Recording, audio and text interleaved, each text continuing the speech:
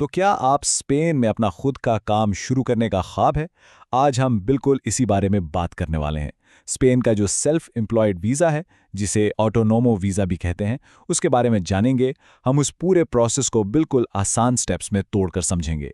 जरा सोचें, आप स्पेन के किसी खूबसूरत कैफे में बैठे हैं, अपनी मर्जी से काम कर रहे हैं। ये ख्याल ही कितना ज़बरदस्त है ना?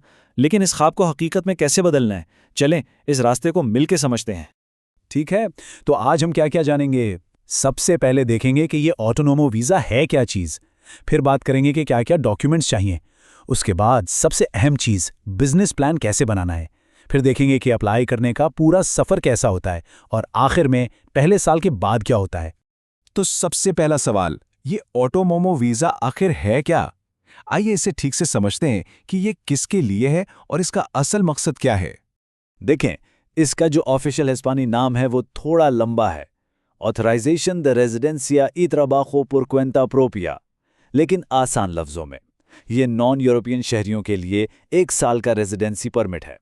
ये परमिट आपको स्पेन में कानूनी तौर पर एक फ्रीलांसर के तौर पर या अपना छोटा मोटा बिजनेस शुरू करने की इजाज़त देता है।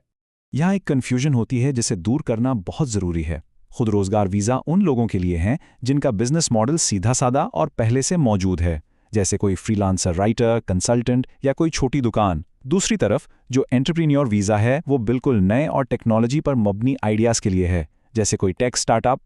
चलें, अब जब ये मालूम हो गया है कि ये वीज़ा क्या है, तो अब देखते हैं कि अप्लाई करने के लिए क्या क्या बुनियादी चीज़ें लाजमी हैं। ये तो हो गई ज़ाती और कानूनी चीज़ें, यानी आप नॉन यूरोपियन शहरी हों, उम्र 18 साल से ज़्यादा हो, और हाँ, एक साफ क्रिमिनल रिकॉर्ड और मेडिकल सर्टिफिकेट भी लाजमी है। ये सब चीज़ें बिल्कुल अप टू डेट होनी चाहिए। अच्छा, अब बात करते हैं पैसों की। यहाँ पर हुक्काम दो चीज़ें देखते हैं। एक तो ये कि क्या आपके पास अपने ज़ाती अखराजात पूरे करने के लिए पैसे हैं, और दूसरा ये कि क्या आपके पास अपने कारोबार को शुरू करने के लिए फंड्स हैं। तो ज़ाती अखराजात के लिए कितने पैसे चाहिए? कम से कम 7,200 यूरो।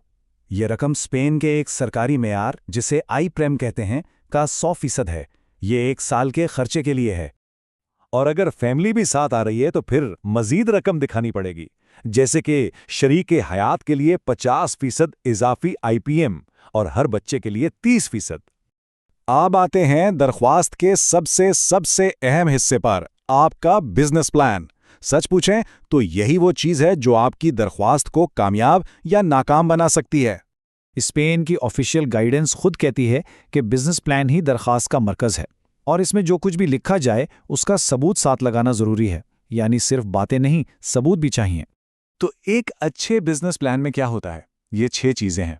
आपकी अपनी काबिलियत और तजुर्बा, आपका बिजनेस क्या है, मार्केट कैसी है, पैसा कहाँ से आएगा और कहाँ लगेगा, अगले 3 साल की आमदनी का अंदाज़ा, और हाँ, तमाम ज़रूरी लाइसेंसेस की फहरिस्त।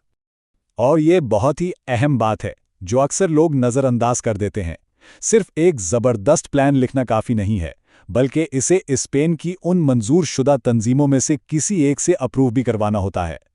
ठीक है, तो प्लान तैयार है, कागजात पूरे हैं। अब असल सफ़र कैसा लगता है? आइए दरखास्त देने के पूरे अमल पर एक नज़र डालते हैं। ये सारा अमल एक नज़र में देखें। सफ़र आपके अपने मुल्क से शुरू होता है। वहाँ से वीज़ा मिलने पर आप स्पेन जाते हैं, और स्पेन पहुंचकर पहले चंद महीनों में कुछ ज़रूरी काम करने होते हैं, जैसे अपना पता रजिस्टर करवाना और सोशल सिक्योरिटी में नाम लिखवाना। ये बात बिल्कुल जहन में बिठा लें, आप टूरिस्ट वीज़ा पर स्पेन जाकर इस वीज़ा के लिए अप्लाई नहीं कर सकते। सारा अमल आपको अपने मुल्क में मौजूद स्पेन के कौंसल खाने से ही शुरू करना होगा। अच्छा, वीज़ा मिल गया, आप स्पेन पहुंच गए, पहला साल गुजर गया, अब आगे क्या होगा? ये सिर्फ शुरुआत है। चलें देखते हैं कि आगे का रास्ता कैसा है। परमिट को रिन्यू करवाने के लिए आपको बस ये साबित करना होता है कि आपका काम अभी भी चल रहा है। आप अपने सारे टैक्स और सोशल सिक्योरिटी की पेमेंट्स वक्त पर कर रहे हैं। आपके पास खुद को सपोर्ट करने के लिए काफ़ी आमदनी है, और आपकी हेल्थ इंश्योरेंस भी वैलिड है। और ये रहा आपका लंबा सफ़र। पहला वीज़ा 1 साल का होता है, उसके बाद जो पहली रिन्यूअल होती है वो सीधी 4 साल की होती है। कुल 5 साल बाद आप मुस्तकिल रिहाइश के लिए अहल हो जाते हैं, और 10 साल मुकम्मल होने पर आप स्पेन की शहरियत के लिए भी अप्लाई कर सकते हैं। तो एक मजबूत प्लान, पूरी तैयारी और इस वाज़े रास्ते की समझ के साथ स्पेन में अपना काम करने का ख्वाब हकीकत बन सकता है। क्या ये सफ़र शुरू करने का वक्त आ गया है?